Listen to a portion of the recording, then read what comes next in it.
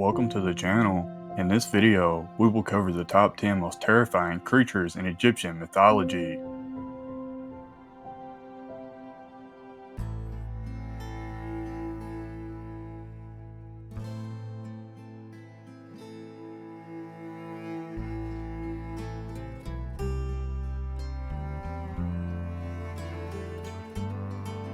The Griffin. In ancient Egypt, this was a creature described in fearsome regard. This beast was depicted as a tall, dark monster with the wings of a dragon, the body of a lion, and the head of a falcon. The legend of the Griffin was widespread in Egypt, often being seen pulling the chariots of the pharaohs. The common name or phrase that was used to entail the legend of the Griffin was the one who tears to pieces. The Griffin was often portrayed guarding the treasures of the pharaohs, its presence a deterrent to any would-be thieves. It was also connected to the sun god Ra, and was believed to be his earthly representative. Many tales even claim that the Griffin pulled Ra's chariot through the sky each day, ensuring the continued cycle of light and darkness. The Griffin, a dignified beast, its gazing eyes, as majestic as the sun's rays, could penetrate through any darkness, while its mighty wings, capable of rising to the heavens, were said to carry the souls of the righteous to the afterlife. The Griffin was said to dwell in the depths of the Libyan desert, where the sands were as hot as fire and the winds as feral as a storm. Any would-be traveler should heed this advice and stay clear of the Libyan desert.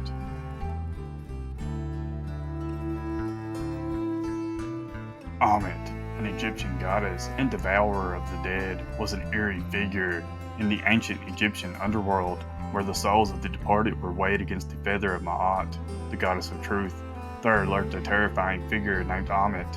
This monstrous deity was a fusion of three creatures, a crocodile, a lion, and a hippopotamus, each portraying a different aspect of her devouring nature. Ammit's role was to consume the hearts of those whose souls were found to be heavier than Ma'at's feather, condemning them to eternal annihilation.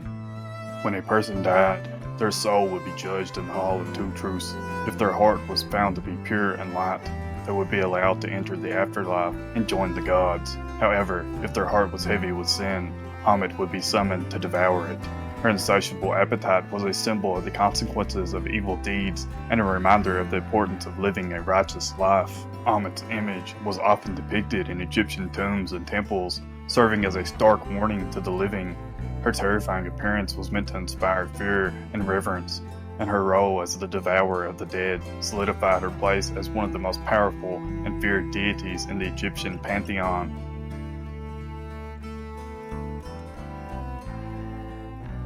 Uraeus, the Cobra of the gods. This powerful creature is depicted as a giant cobra with enough venom that could engulf the entire desert. This monster was a figure of legend and power in ancient Egypt. With its venomous bite and piercing gaze, it was seen as the protector of the pharaoh and a symbol of divine authority. Often depicted as rearing up on its tail, the Uraeus was believed to possess supernatural abilities, capable of warding off evil spirits and enemies alike. One day, a young pharaoh named Akhenaten rose to the throne, eager to reform the Egyptian religion and introduce a new worship of the sun god Aten. However, this radical change angered the traditional priests, who saw their power and influence threatened. They plotted to overthrow the pharaoh, and in their scheme, they enlisted the help of a powerful sorcerer. The sorcerer, using dark magic, summoned a terrifying monster known as the Apep, the Serpent of Chaos. This evil entity threatened to engulf the land in darkness and destroy the pharaoh's reign. As the Apep slithered closer to the palace, the pharaoh and his people were filled with fear. In their hour of need, they turned to Uraeus, the guardian of the gods.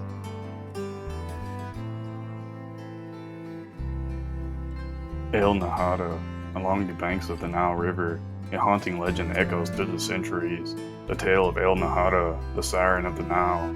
She is said to be a mesmerizing creature, a temptress of the night, her voice as sweet as honey, her beauty a siren song. Tales of Nahadda are whispered in hushed tones by the Nile's edge. Some say she is a vengeful spirit, seeking retribution for a past wrong. Others claim she is a guardian of the river, luring the unwary into its depths. But all agree on one thing: her allure is irresistible.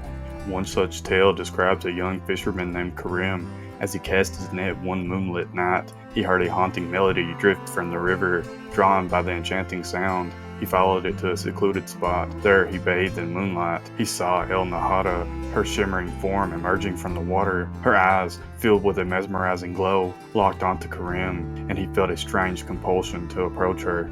Before he could resist, Karim found himself drawn into the river's embrace, his body sinking deeper and deeper into the inky blackness. As the water closed over his head, he heard Nahadda's laughter, a chilling sound that echoed through his mind, a final farewell before he was claimed by the Nile's depths.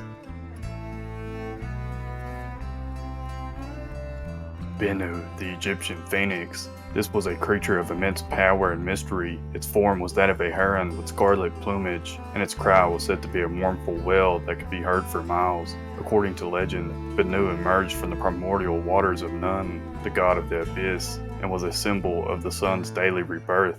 One terrifying tale of Bennu involved his role in the destruction of Heliopolis, the city of the sun god Ra. When Ra's power began to wane, Bennu appeared and set fire to the city, purifying it and restoring Ra's strength. However, the flames were so intense that many of the city's inhabitants perished, and Heliopolis was never the same. It was said that Bennu could live for thousands of years, and when his time was near, he would build a nest of spices and set himself aflame. From the ashes, a new Bennu would emerge, a symbol of eternal life and renewal. But some believe that Bennu's rebirth was not always peaceful. It was rumored that the phoenix's flames could consume entire villages, and that its mournful cry was a harbinger of doom.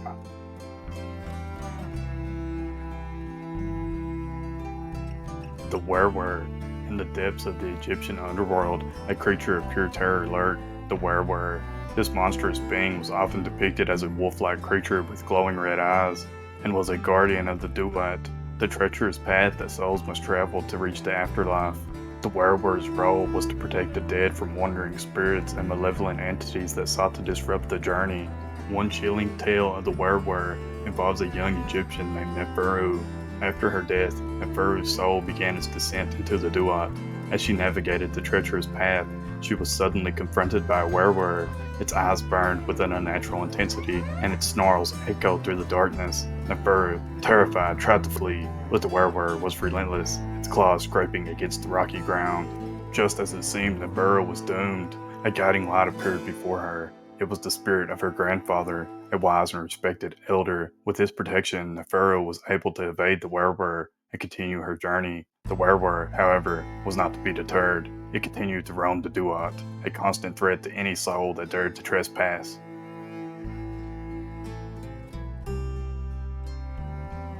The Scorpion Women. In the pantheon of Egyptian deities, two formidable figures stood out for their venomous nature, Serket and Selket, the Scorpion Women. These goddesses were often depicted as women with the heads of scorpions, their bodies adorned with venomous stingers.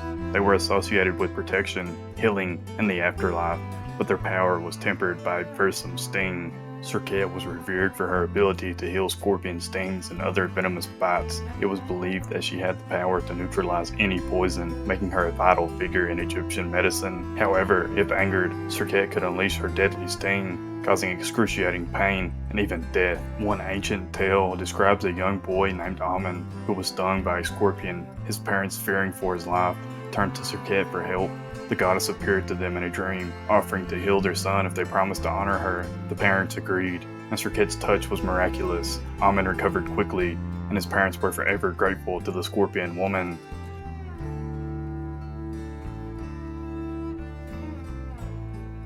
Shezmu, the Egyptian deity of blood and wine, is a figure shrouded in both terror and fascination. With a lion's head and a body dripping in crimson, he embodies the raw, untamed power of life and death. His connection to wine, a symbol of joy and celebration, is a stark contrast to his role as the great slaughterer of gods. Legends tell of Shezmu's devouring thirst for blood, which he quenched by hunting and dismembering the deities themselves. The pharaoh Unas, in his journey to the afterlife, was said to have consumed the power of these slain gods, thanks to Shezmu's gruesome harvest. But Shezmu was not merely a destructive force, he was also a protector of the righteous, offering them wine as a reward for their virtue. The duality of Shezmu's nature is reflected in the ancient Egyptian belief that wine represented the blood of the gods. In this way, Shezmu's association with both blood and wine symbolized the interconnectedness of life and death. joy and sorrow. His image, a terrifying yet captivating blend of beauty and brutality, serves as a constant reminder of the fragility of existence and the power of both creation and destruction.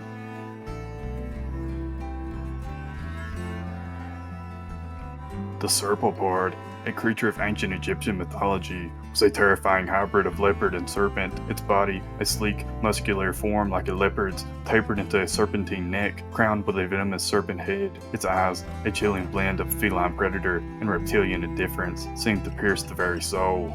Legend has it that the Serpopard was born from the darkest corners of the underworld, a manifestation of chaos and primordial fear. It lurked in the shadows, waiting for its prey. Its presence felt as a chilling breeze and a whisper of impending doom. Its attacks were swift and deadly, its venom paralyzing its victims before it devoured them whole. One such tale depicts a brave warrior who dared to confront the Serpopard. Armed with a magical spear, he ventured into the creature's lair, a desolate, sunless cave. As the Serpopard emerged from the darkness, its eyes glowing with malice, the warrior raised his spear and struck.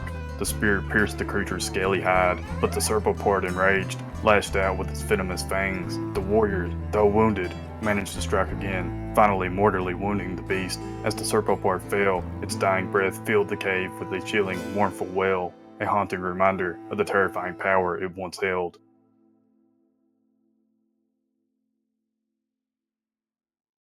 Apep, lurking in the primordial darkness, the serpent of chaos, coiled and weighted. His body, a sinuous mass of black scales, stretched across the abyss, his eyes, twin pits of nothingness. He was the embodiment of disorder, a force of nature bent on swallowing the sun, the source of life and light. Every night, as Ra, the sun god, sailed his solar barge through the underworld, Apep would rise from the depths, his jaws agape, ready to devour the celestial vessel. The gods, fearing the annihilation of the world, rallied to Ra's defense. Set, the god of storms and chaos, stood guard at the prow of the barge, his spear poised to strike Apep. Thoth, the god of wisdom and writing, chanted powerful incantations to protect the sun god. Yet despite their valiant efforts, Apep's power was immense. His coils seemed to stretch across the entire sky, threatening to eclipse the sun's light.